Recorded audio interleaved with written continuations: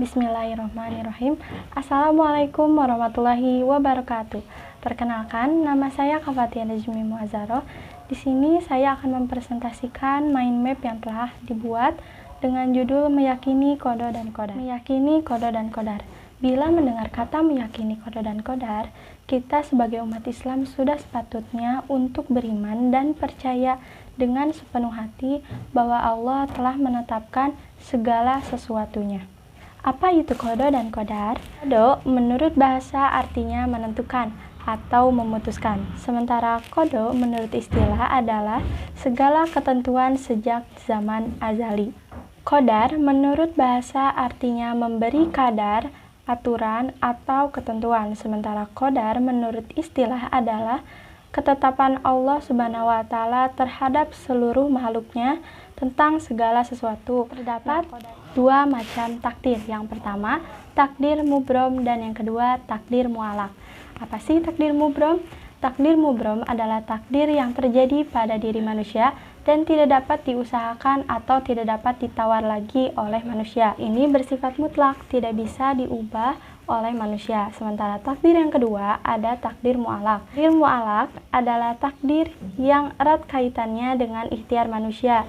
Bila kita mengusahakan segala sesuatunya, maka kita dapat mengubah takdir buruk menjadi takdir baik. Bagaimana telah Allah jelaskan dalam Quran Surat Ar-Ra'd ayat 11. Sekarang kita mengenal dulu yuk apa itu prinsip iman kepada qada dan qadar. Yang pertama, iman kepada ilmu Allah yang qadim atau tidak berpermulaan, mengetahui perbuatan manusia sebelum manusia melakukannya. Yang kedua, iman bahwa semua qadar Allah telah tertulis di Lauhul Mahfuz. Yang ketiga, ada iman kepada adanya kehendak Allah yang berlaku dan kekuasaannya bersifat menyeluruh. Yang keempat, iman bahwa Allah Subhanahu wa Ta'ala adalah zat yang mewujudkan makhluk.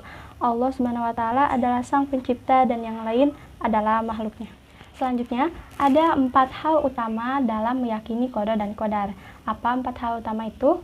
Keempat sikap itu adalah yang pertama, optimis. Segala kebaikan dan keberhasilan merupakan anugerah Allah Subhanahu wa Ta'ala. Yang kedua, ikhtiar, yaitu berusaha dengan sepenuh hati dalam mencapai sesuatu. Tiga adalah doa. Dan yang terakhir, yang keempat, yaitu ada dalil mengenai meyakini qada dan qadar.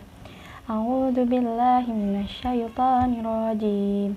Bismillahirrahmanirrahim. Wa kulla insanin alzamnahu ta'iratun fi unukihi wa nukhriju lahu yawmal qiyamah kitaban yalqahu mansyur. Artinya, dan tiap-tiap manusia telah kami tetapkan amal perbuatannya sebagaimana tetapnya kalung pada lehernya. Quran Surat Al-Isra ayat 13.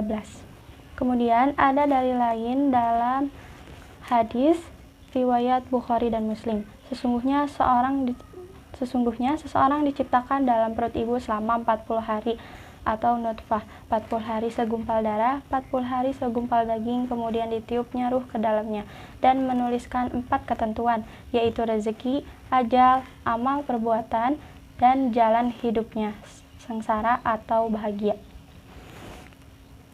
Pada bagian terakhir yaitu hikmah.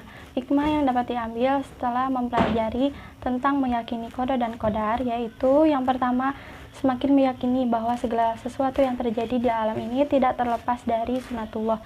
Yang kedua, semakin termotivasi untuk senantiasa berikhtiar atau berusaha lebih giat lagi dalam mengejar cita-cita. Yang ketiga, meningkatkan optimisme dalam menatap masa depan dengan ikhtiar sungguh-sungguh.